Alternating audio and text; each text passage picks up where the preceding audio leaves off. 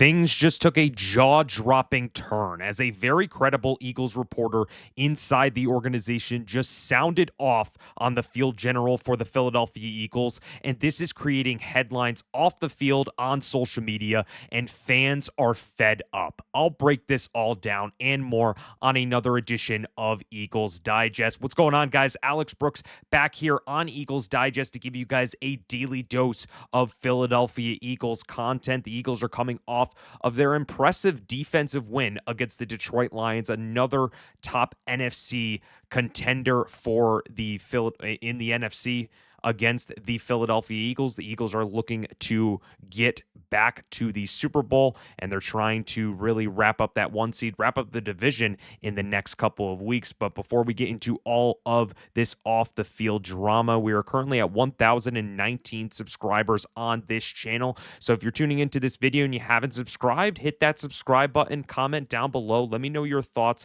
on this Philadelphia Eagles team right now with all the off the field drama that's going on with the quarterback and everything that's going on with A.J. Brown. Just want to hear your thoughts on what's going on in Philadelphia, but I'll get right into this video as we talk about Derek Gunn. And Derek Gunn went on the Seth Joyner show, and he had some interesting comments to say about the quarterback one for the Philadelphia Eagles, Jalen Hurts, and what the Eagles perceive him as. And this was something that was just completely unexpected, completely out of the blue. And what Derek Gunn said was very, very interesting. He said on the Seth Joyner show, he said, "I'm just basically telling you there's a lot of people in that organization that are frustrated with the quarterback situation right now.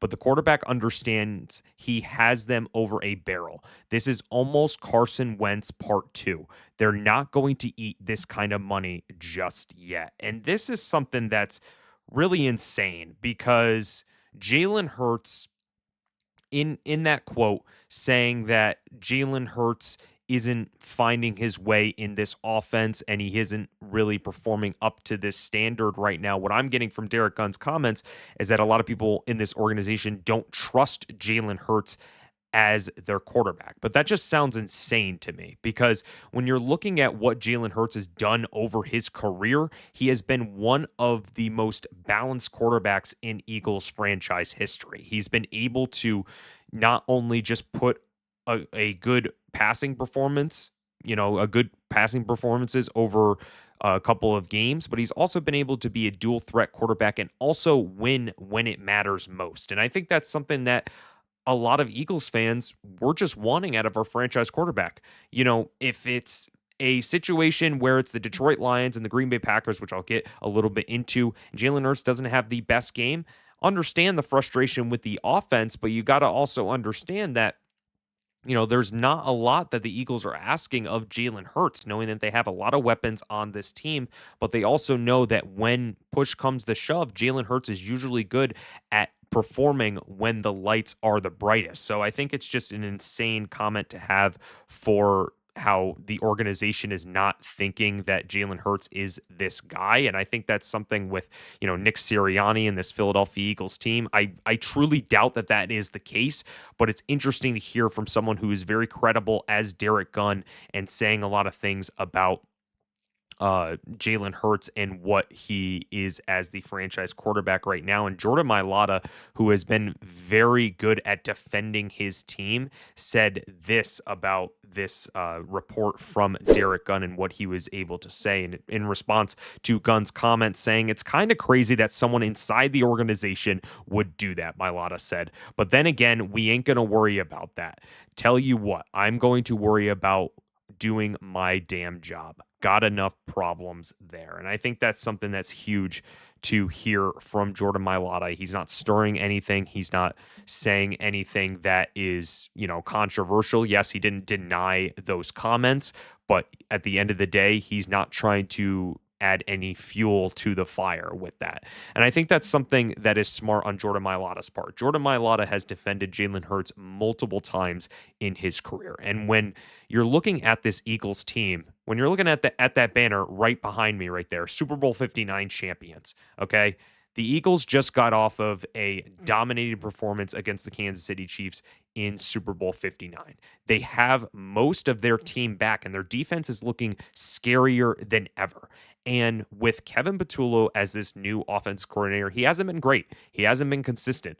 But you also got to think that with what this Packers and Detroit Lions defense is looking like, it really makes it doesn't like excuse any of the offensive problems that the Eagles are having, but it kind of puts a little bit more into perspective on how this Eagles team has done against these really vaunted defenses in the NFL. And, just looking at, what these defensive rankings are for the Detroit Lions and the Green Bay Packers, you're looking at the total defense all the way down to fewest first downs. When you look at the total defense for the Lions and Packers, they rank 5th and 6th. This is according to ESPN. Then when you're looking at passing defense, 8th and 10th. Rushing defense, 7th and 8th.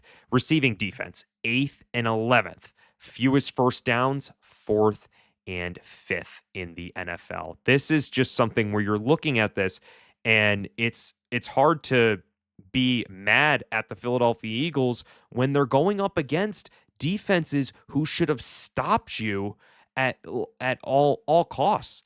And that's a real credit to Vic Fangio and his defense in being able to step up and do better than these defense who are ranked higher than you. And I think that just is a testament to how the Eagles are able to win these games. I know that the offense hasn't looked great coming out of the bye week, but we know that it has that potential. We've seen what they have been able to do against the Minnesota Vikings and the New York Giants. It isn't just every game that they look like this. Obviously, the last two games have been something of an outlier, especially on primetime football. And that's where you're really going to see how these teams look. But when you're going to this next game against the Dallas Cowboys don't have a great defense. They don't have a great defense at all. So if it looks the same against the Dallas Cowboys, then we'll have to reassess this conversation. But at this point, I do not believe that these two games are the mantra of what this season is going to be for the Philadelphia Eagles. And, just looking at what Jalen Hurts' stats over his career and just seeing how, don't even know why people would not trust Jalen Hurts as a quarterback for this Philadelphia Eagles team. He has been really consistent. And it really isn't his fault at the end of the day. He's going to have to learn an offense every single year of his Eagles career besides 2021 and 2022. So when it was 2022, he had Shane Steichen, who was in 2021. And then from the Super Bowl 57, he's had to learn a new offense every single year. Brian Johnson, we all know how that went. 2024 with Kellen Moore, the Eagles won Super Bowl 59. The passing wasn't great, but it was something where they were heavily relying on their running game. And then now in 2025, you got Kevin Patullo's offense, who is, very vanilla once again. So I think that's something with Jalen Hurts is having to play that happy medium right now with these coordinators who are not giving what Jalen Hurts needs out of this offense, because we've seen what he's been able to do when everything is going in order against the Minnesota Vikings, against the Kansas City Chiefs in Super Bowl 59, against the Los Angeles Rams in that second half of this season. We have seen glimpses of what Jalen Hurts can be. It's the only thing is that we're just trying to see it at a consistent basis, and that's not on the quarterback. That is on the play calling and making sure that you can call a consistent game and being able to adjust. So that's really on Kevin Patullo and his problems so far in this Philadelphia Eagles team. I think that there's a lot of things that the Eagles fans are wanting out of Kevin Patullo. They're wanting A.J. Brown to have more crossing routes. I definitely agree. I think you need to scheme these guys open.